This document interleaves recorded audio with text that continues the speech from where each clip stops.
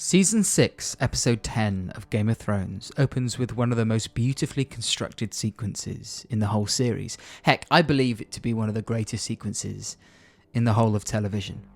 In this video, I'm going to explain why the Light of the Seven is so good. As we'll see, the pacing of the sequence is so expertly done. How it starts calm, but ramps up slowly, ebbing and flowing, bringing us along with it at its own pace. But the thing that binds it all together is the music.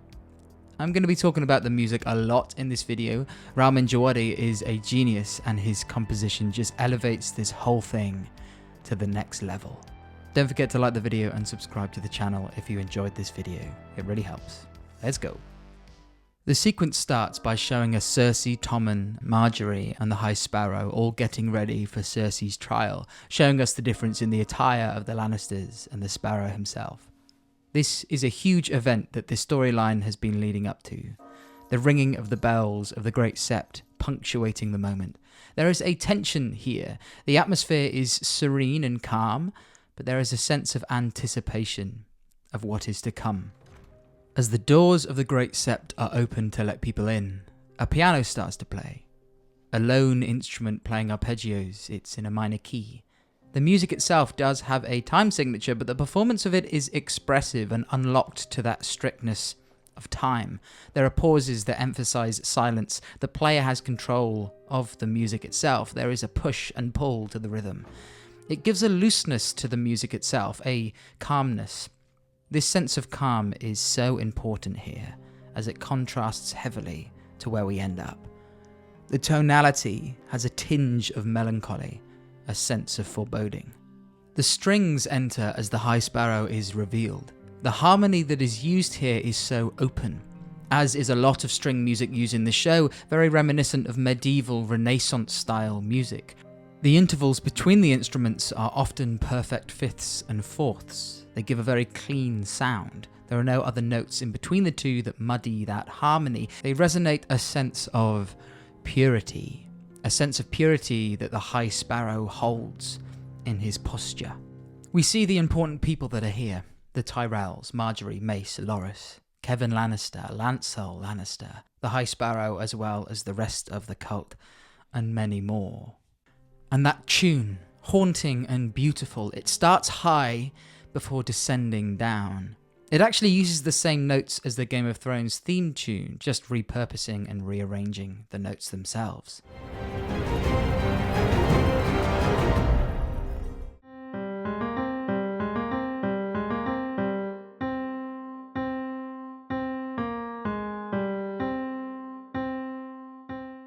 And again, feel the space in between the phrases. The music is not rushed in any way, it's taking its time, just like what's happening on screen. We're being painted a picture of what is happening, broad strokes, nothing too pointed or specific just yet. However, the music is slowly starting to get more and more layered, and the strings start playing slightly less open harmonies, causing some dissonance between them and the piano. It's getting more complex. But it cuts back down to just the piano for these slow high chords as we cut to Maester Pycelle.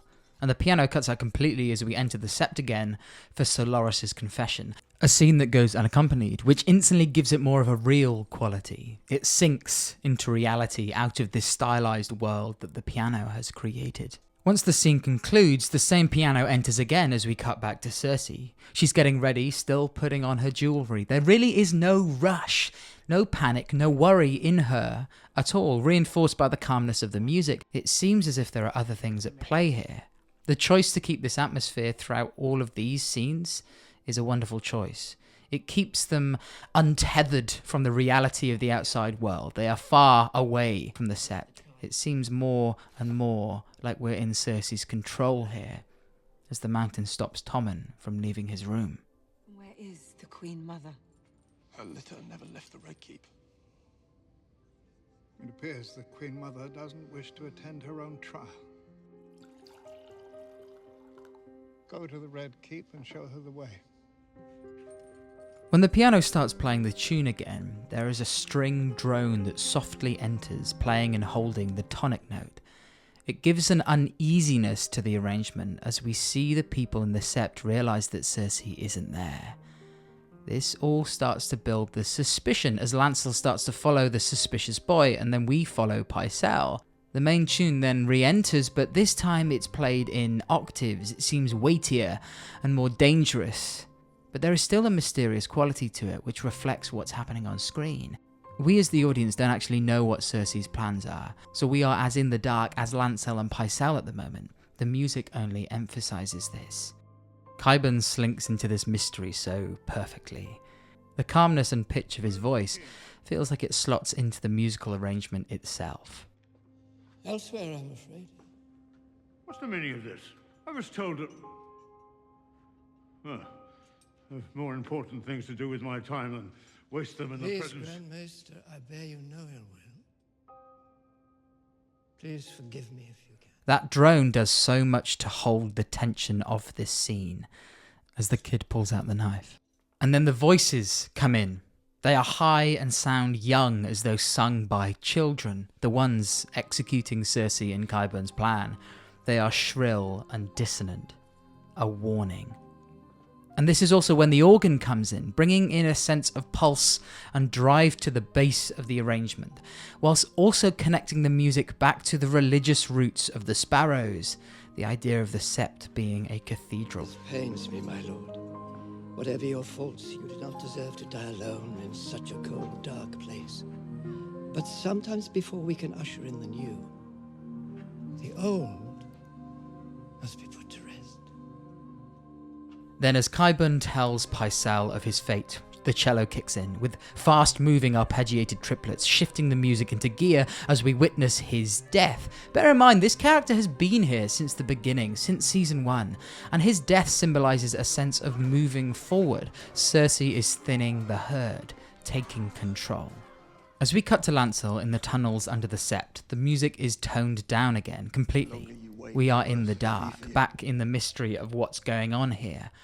But as Lancel gets stabbed, the organ jumps back in with semiquavers playing a variation of the title theme. It all links back to the idea of power, seizing power, the drive to sit on the Iron Throne. When you play the Game of Thrones, you win or you die. There is no middle ground. The title theme coming back here just emphasizes the true drive behind what is going on. It's all about power. It's all about Cersei grabbing that power at any cost. What a great decision to add this musical motif into the arrangement. Back in the Sept, there is stillness but confusion. I don't know what's happening. And it's then that we get a glimpse of what Lancel can see. The tension builds again with the cello. For those that recognise the green hue, they get an idea of what's about to happen. There's something wrong. You have nothing to fear, Your Grace. The trial will begin shortly. Cersei is not here. Tommen is not here. Why do you think they are not here? Cersei understands the consequences of her absence, and she is absent anyway, which means she does not intend to suffer those consequences. There is more panic now in Marjorie. The calmness of the High Sparrow is being challenged. The realisation in Lancel's eyes here, the strings kicking in, the crowd starting to bustle, the arrangement and the action getting more and more chaotic and tragic.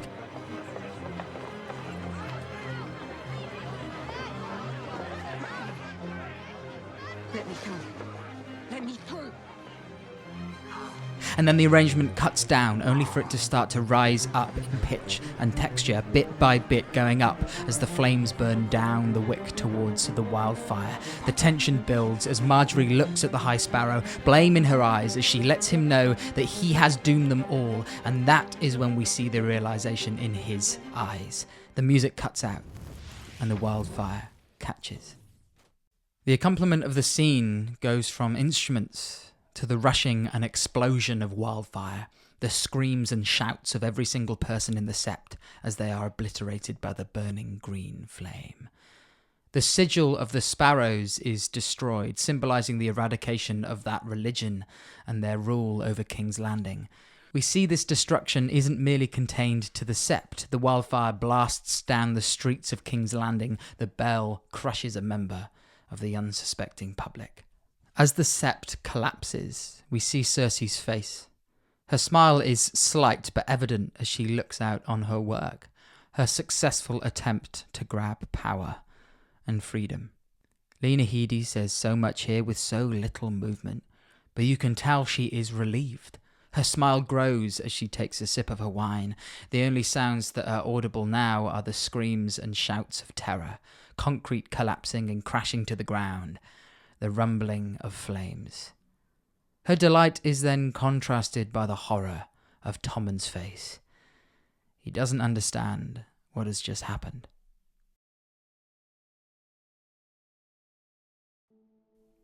The pacing of this whole sequence is phenomenal. The growth of the musical arrangement going from isolated and simple to thick and chaotic, building up slowly as we learn more information bit by bit. It's truly incredible. As I mentioned, the audience's lack of knowledge is used in tandem with the pacing of the scene and the music itself. We see a lot of this from Lancel Lannister's perspective, and as he figures out what's going on, so do we, each bit of information pushing the pace and drive of the scene, accelerating and decelerating alongside the action. And then you get to the impact of what Cersei has actually done here. It shows her malice, her ability to do whatever she can to get what she wants. Marjorie, Mace, Sir Loras, even some Lannisters and the High Sparrow are killed. These are all major players in the landscape and they are just gone like that. This is still the Game of Thrones that can kill people off without batting an eyelid. This changes the whole of Westeros, and it was all orchestrated by Cersei. This is her at her most evil, her most power-hungry, and it is a spectacle to watch. She's been through so much, especially this season, and through her actions she ends up on the Iron Throne. She ends up queen. But what has she lost to do so? Wildfire itself is heavily associated with the Mad King. References to Aerys Targaryen are everywhere. And so having Cersei using the plans of a lunatic, the methods of a tyrant, gives us a hint as to where her mental state is at. Thanks for watching, guys. I love the scene and I hope that this video has managed to properly condense my thoughts in a way that is interesting and engaging. Don't forget to like the video and subscribe to the channel, and let me know if there's any other scenes that you'd like me to dive into in a future video by dropping a comment down below. That's all from me. I'll see you on the next one. Bye!